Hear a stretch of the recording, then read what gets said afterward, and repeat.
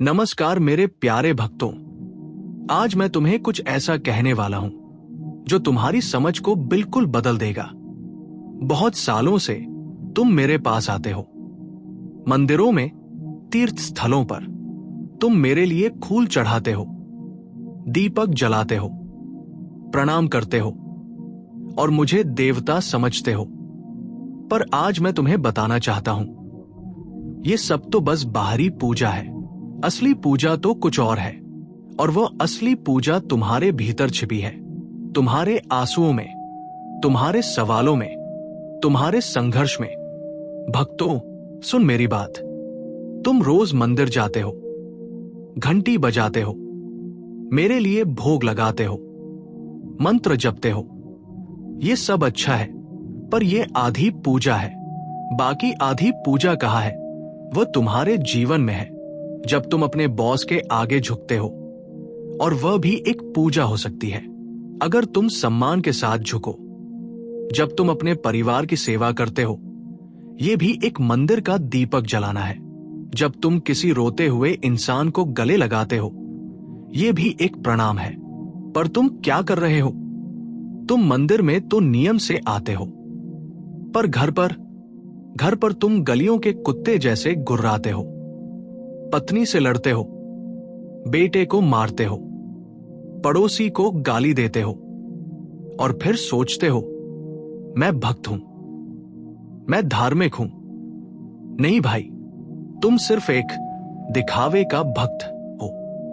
भक्तों, ये सुनो, जब तुम मेरे सामने आते हो तो तुम क्या करते हो? तुम प्रार्थना करते हो, बहुत तेजी से, बहुत सारे शब्दों के साथ। भगवान मुझे ये दे, भगवान मुझे वह दे, भगवान इसे ठीक कर, उसे ठीक कर। पर क्या तुम कभी सुनते हो? क्या तुम कभी शांत बैठते हो? नहीं, तुम बस बोलते हो, और मैं चुप रहता हूं, क्योंकि मैं जानता हूं कि जब तक तुम बोलते रहोगे तब तक मेरी आवाज तुम्हें सुनाई नहीं देगी। असली प्रार्थना तो शांति है, असली भक्ति तो सुनना है, और सुनना सीखने के लिए तुम्हें पहले चुप होना होगा। भक्तों, तुम बहुत सारे सवाल करते हो। भगवान, मेरे साथ ये क्यों हुआ? मैं तो अच्छा हूं, मैं तो भक्त हूं। फिर मेरे बेटे को बीमारी क्यों आई? मेरे व्यापार में नुकसान क्यों हुआ? और तुम सोचते हो भगवान सुन नहीं रहा, भगवान मेरी मदद नहीं कर रहा। पर भाई, क्या तुम जानते हो, हर दर्द का एक अर्थ है, हर परीक्षा का एक कारण है। तुम्हारे बेटे की बीमारी तुम्हें सिखा रही है प्रेम, तुम्हारे व्यापार का नुकसान तुम्हें सिखा रहा है विनम्रता। और जब तुम ये सीख जाते हो तो तुम सिर्फ इंसान नहीं रह जाते, तुम एक संत बन जाते हो। भक्तों, ये सवाल अपने आप से पूछो, क्या तुम उस लिए मेरे भक्त हो क्योंकि तुम मुझसे प्यार करते हो, या इसलिए क्योंकि तुम मुझसे कुछ मांगना चाहते हो? अगर तुम्हारे घर में कोई बीमारी ना हो, कोई परेशानी ना हो, तो क्या तुम मंदिर भी जाओगे? क्या तुम मेरा नाम भी लोगे? नहीं, तुम नहीं जाओगे, क्योंकि तुम्हारी भक्ति सिर्फ जरूरत की भक्ति है। असली भक्ति तो तब है जब तुम खुश हो और भी मेरा शुक्रिया करते हो, जब तुम दुखी हो और फिर भी मेरा नाम लेते हो, जब तुम्हें कुछ नहीं मिलता और फिर भी तुम मेरी प्रार्थना करते हो। भक्तों, मैं तुम्हें कुछ कहना चाहता हूं। तुम मंदिर में तो बहुत भक्त लगते हो, पर घर पर तुम अपनी पत्नी से कैसे बात करते हो? बहुत प्यार से या डांट डपट के साथ? तुम अपने बेटे को कैसे सिखाते हो? प्यार से या डर से? तुम अपने माता पिता से कैसे बात करते हो? सम्मान से या उपेक्षा से? क्योंकि भाई, मेरी नजर मंदिर की घंटी पर नहीं है, मेरी नजर तो तुम्हारे घर के हर कोने में है, हर रिश्ते में है, हर बातचीत में है। और जब मैं देखता हूं कि तुम अपनी पत्नी को मारते हो, तब मुझे तुम्हारी मंदिर की प्रार्थना सुनाई नहीं देती, मैं सिर्फ तुम्हारी पत्नी की रुलाई सुनता हूं। तो भाई, सबसे पहले अपने घर को मंदिर बना, अपने रिश्तों को पवित्र बना और फिर मेरी मूर्ति के सामने आना। भक्तों, ये भी सुन, तुम सोचते हो भगवान सब ठीक कर देगा। तुम सोचते हो भगवान को मेरे कर्मों की कोई चिंता नहीं है, वो तो प्यार से माफ कर देगा। पर नहीं भाई, ये गलत है। मैं भगवान हूं, पर मैं तुम्हारे कर्मों को नजरअंदाज नहीं कर सकता, क्योंकि कर्म का एक नियम है, कर्मफल का नियम। जो तुम करते हो वही तुम्हें वापस मिलता है। अगर तुम किसी को चोट पहुंचाते हो तो उसी चोट को तुम भी सहोगे। अगर तुम किसी को धोखा देते हो तो उसी धोखे को तुम भी खाओगे। अगर तुम किसी को प्यार देते हो तो उसी प्यार को तुम भी पाओगे। और इसीलिए अपने कर्मों का ध्यान रखो, क्योंकि तुम्हारा आज का कर्म तुम्हारे कल का भविष्य है। भक्तों, अब सुन मेरी सबसे महत्वपूर्ण बात। जब तुम रात को अकेले बैठो तब क्या होता है? तुम्हारे मन में 1000 सवाल आते हैं, 1000 संदेह, 1000 डर। क्या मैं सही हूं? क्या मैं गलत हूं? क्या मेरा भविष्य अच्छा होगा? क्या मैं कभी खुश हो पाऊंगा? और तब तुम क्या करते हो? तुम सो जाते हो, या टीवी खोल लेते हो, या अपने मोबाइल को देखने लगते हो, क्योंकि तुम उस सन्नाटे से डरते हो। पर भाई, उसी सन्नाटे में मैं तुमसे बात करना चाहता हूं। उसी सन्नाटे में मेरा संदेश है, उसी सन्नाटे में तुम्हारा सच है। तो भाई, रात को अकेले बैठ, आंखें बंद कर और उस सन्नाटे को सुन, और तब तुम्हें समझ आ जाएगा मैं कहां हूं। भक्तों, ये भी सुन, तुम बहुत कुछ चाहते हो, पैसा, स्वास्थ्य, प्रसिद्धि, खुशी और 1000 और चीजें। पर सुन भाई, ये सब चीजें आती हैं और चली भी जाती हैं। जो आता है वो जाता भी है। यही तो दुनिया का नियम है। तो फिर तुम सच में क्या चाहो? मैं तुम्हें एक चीज देता हूं, शांति, आंतरिक शांति। जब तुम्हारे भीतर शांति है तो चाहे बाहर कुछ भी हो, तुम उसे सहन कर सकते हो। जब तुम्हारे भीतर शांति है तो चाहे कोई खुशी ना आए, तुम खुद ही खुश रह सकते हो। और ये शांति तुम्हें कहां मिलेगी? घर में नहीं, ऑफिस में नहीं, खरीदारी में नहीं। ये शांति तुम्हें तब मिलेगी जब तुम मेरे साथ जुड़ोगे, असली मायने में। भक्तों, मैं जानता हूं तुम बहुत संघर्ष कर रहे हो। हर दिन, हर पल काम का दबाव, घर की जिम्मेदारी, पैसों की चिंता, स्वास्थ्य की चिंता, सामाजिक दबाव। और हां, कभी कभी तुम टूट जाते हो, कभी कभी तुम रो देते हो। पर भाई, ये टूटना असली नहीं है, ये बाहरी है। भीतर से तुम अभी भी वही हो, शक्तिशाली, अपराजेय। और मेरी कृपा हर जगह है, तुम्हारे सांसों में, तुम्हारी धड़कन में, तुम्हारी सोच में। जब तुम संघर्ष करते हो और फिर भी हार नहीं मानते, तब मेरी कृपा तुम्हारे साथ है। जब तुम रो देते हो और फिर भी खड़े हो जाते हो, तब मेरी कृपा तुम्हारे साथ है। तो भाई, संघर्ष करते रहो, क्योंकि संघर्ष ही तो तुम्हें शक्तिशाली बना रहा है। अब सबसे महत्वपूर्ण सवाल, भक्तों, तुम कौन हो? तुम एक जॉब के लिए काम करने वाला नहीं हो, तुम एक घर का मुखिया भर नहीं हो, तुम एक समाज का सदस्य भर नहीं हो। तुम बहुत ज्यादा हो। तुम एक आत्मा हो, एक अनंत आत्मा। तुम्हारे अंदर वो सब कुछ है जो ब्रह्मांड के अंदर है। तुम भी भगवान हो, बस तुम ये नहीं जानते। और जब तुम ये जान जाते हो, तब तुम्हारा जीवन बदल जाता है। भक्तों, मैं तुम्हारा भगवान नहीं हूं, मैं तुम्हारा मित्र हूं, तुम्हारा साथी हूं, तुम्हारा सहारा हूं। और मेरी प्रतिश्रुति है, जब तुम सच्चे मन से मेरे पास आओगे, तब मैं तुम्हारे साथ हूंगा।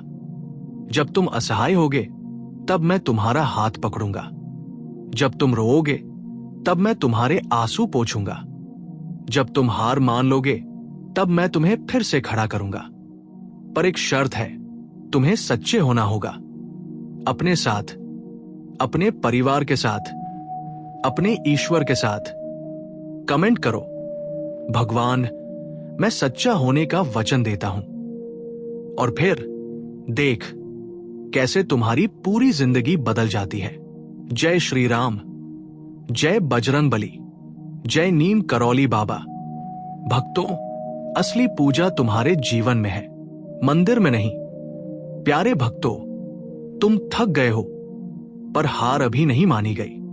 नमस्कार मेरे प्यारे भक्तों, आज का ये संदेश उन सबके लिए है जो थक चुके हैं, टूट चुके हैं, पर भीतर कहीं न कहीं अभी भी उम्मीद की आखिरी चिंगारी बची हुई है। आज मैं तुमसे धर्म की बहस नहीं करूंगा, शास्त्रों के श्लोक नहीं सुनाऊंगा, बस तुम्हारे दिल से सीधी बात करूंगा। प्यारे भक्तों, तुम्हारे घरों की दीवारें तुम्हारे आहों की गवाह है। रात को जब सब सो जाते हैं, तुम चुपचाप छत की तरफ देखते हो और मन ही मन पूछते हो, हे प्रभु, क्या तुम सच में हो? अगर हो तो मेरी सुनते क्यों नहीं? आज यह पूरा वीडियो उसी सवाल का जवाब है। आज प्रभु तुम्हें ये नहीं कह रहे कि सब अच्छा है, बल्कि ये कह रहे हैं, हाँ, तुम्हारा दर्द सच है, पर तुम अकेले नहीं हो, मैं तुम्हारे साथ हूं। भारतीय आध्यात्मिक परंपरा में हमेशा यही कहा गया कि भक्त और भगवान के बीच का रिश्ता एक जीवित, चलती फिरती संगति है। सिर्फ पूजा की रीत नहीं, एक गहरी सांस लो और अपने आप से बोलो, मैं अभी भी सुनने के लिए तैयार हूं। प्यारे भक्तों, थकान सिर्फ शरीर की नहीं होती, थकान आत्मा की भी होती है। शरीर की थकान तो 2 दिन आराम से ठीक हो जाती है, पर मन की थकान सालों तक साथ चलती रहती है। तुम में से कितने लोग हैं जो ये 3 बातें रोज महसूस करते हो? मेरी कोई कदर नहीं, कोई मेरी असली हालत नहीं समझता, शायद मेरी किस्मत ही खराब है। सुनो प्रिय भक्तों, ये तीनों वाक्य झूठ है। ये तुम्हारा सच नहीं, तुम्हारे थके हुए मन की व्याख्या है। तुम्हारी आत्मा आज भी उतनी ही पवित्र, उतनी ही दिव्य है जितनी जन्म के दिन थी, बस उस पर अनुभवों की धूल जम गई है। आज का संदेश उस धूल को साफ करने के लिए है, न कि तुम्हें बदलने के लिए। ईश्वर किसी को बदलने नहीं आता, वो तो भीतर पहले से जो अच्छा है उसे जगाने आता है। प्यारे भक्तों, तुम मंदिर जाते हो, घंटी बजाते हो, आरती करते हो, प्रसाद बांटते हो, ये सब बहुत शुभ है, पर एक बात समझो, मंदिर की मूर्ति तुम्हें याद दिलाने के लिए है कि असली देवता कहाँ रहते हैं, तुम्हारे भीतर। जब तुम किसी भूखे को रोटी खिलाते हो, किसी रोते हुए को चुप कराते हो, किसी अकेले इंसान के साथ 5 मिनट बैठ जाते हो, तब तुम सिर्फ अच्छा काम नहीं कर रहे, तुम पूजा कर रहे हो। रोजमर्रा के कर्म को ही साधना का रूप माना गया है, जब उसे प्रेम और जागरूकता के साथ किया जाए। भगवान को सोने चांदी की थाली नहीं चाहिए, उन्हें तुम्हारे दिल की सच्चाई चाहिए। अगर तुम्हारी जेब खाली है पर नीयत साफ है, तो तुम्हारी एक साधारण रोटी भी उनके लिए राजभोग से बढ़कर है। आज से ये मान लो, जहां मेरा प्रेम सच्चा है वही मेरा मंदिर है, जहां मेरी नीयत साफ है वही मेरा प्रसाद है। रोज की साधारण जिंदगी ही तुम्हारी साधना है। प्यारे भक्तों, कई लोग सोचते हैं कि आध्यात्मिक जीवन का मतलब जंगल चले जाना, सब छोड़ देना, घर परिवार से भाग जाना, पर तुम्हारे लिए संदेश उल्टा है। भागकर नहीं, निभाकर दिव्य बनना है। नीचे जो बातें हैं, ये कोई कठिन साधना नहीं, बस जीने का तरीका है। 1, सुबह का पहला विचार, सुबह आंख खुलते ही मोबाइल मत उठाओ। 2 गहरी सांसें लो और बस इतना कहो, हे प्रभु, ये दिन तुमने दिया है, मैं इसे शिकायत में नहीं, कृतज्ञता में बिताने की कोशिश करूंगा। तुम परफेक्ट नहीं बनोगे, पर दिशा बदल जाएगी। 2, काम करते समय मन का रुख, दफ्तर का काम हो, दुकान हो, खेत हो या रसोई, अपने काम को बोझ की जगह सेवा समझो। अपने आप से कहो, मैं सिर्फ पैसा कमाने के लिए नहीं, किसी का जीवन आसान करने के लिए भी काम कर रहा हूं। जब सोच बदलती है, थकान भी हल्की लगने लगती है। 3 रोज एक छोटा शुभ कर्म। हर दिन ये निश्चय करो कि कम से कम एक छोटा काम ऐसा करूंगा जिसमें अपना फायदा ना हो। किसी को सच्ची दुआ देना, रास्ता पूछने वाले को प्यार से समझाना, किसी थके हुए को बैठने की जगह देना, या सिर्फ मुस्कुराकर किसी का दिन हल्का कर देना। यही छोटे छोटे कर्म मिलकर तुम्हारी आत्मा का बैंक बैलेंस बनाते हैं। 4. रात का हिसाब। रात को सोने से पहले 5 मिनट अपने आप से पूछो, आज मैंने कहाँ गलत बोला, किसके दिल को बेवजह दुखाया, किस बात के लिए मैं आज भी कृतज्ञ हूं। फिर मन ही मन प्रभु से कहो, जो गलत हुआ उसे समझकर सुधारने की शक्ति देना, जो सही हुआ उसके लिए धन्यवाद। प्यारे भक्तों, सबसे बड़ा सवाल यही रहता है, अगर भगवान मुझसे प्यार करते हैं तो दर्द क्यों देते हैं? सुनो, ध्यान से सुनो। दर्द 2 तरह का होता है। तोड़ने वाला दर्द, जब हम उसे समझे बिना उससे भागते हैं, शिकायत करते हैं, खुद को ही कोसते हैं। जगाने वाला दर्द, जब हम उसी दर्द को एक गुरु मानकर पूछते हैं, मुझे क्या सिखा रहा है?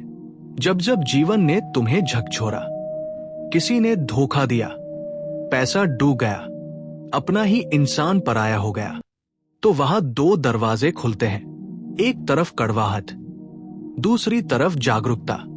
अगर तुम कड़वाहट चुनोगे तो दिल पत्थर होता जाएगा।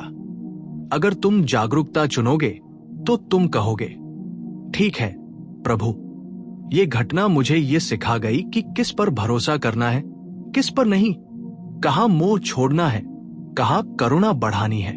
दर्द सजा नहीं, दिशा है, अगर तुम आंख खोलकर देखो तो। प्यारे भक्तों, आज तुमसे 3 छोटे छोटे संकल्प मांगे जाते हैं। कोई भारी व्रत नहीं, बस दिल की नीयत। मैं अपने दर्द से भागूंगा नहीं।